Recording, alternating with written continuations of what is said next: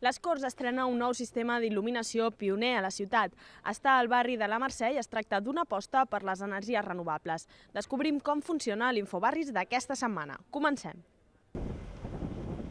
Avui el vent bufa amb força, però amb velocitats de 2 o 3 metres per segon serien suficients perquè aquesta mini-instal·lació eòlica il·luminés el camí de Finestrelles.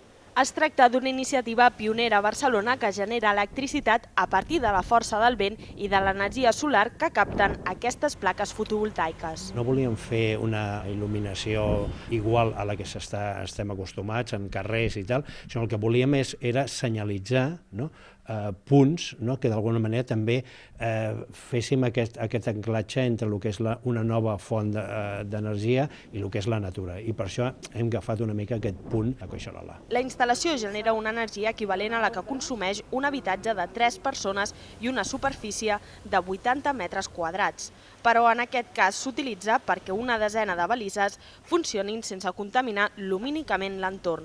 La resta d'energia s'emmagatzema amb bateries com aquestes.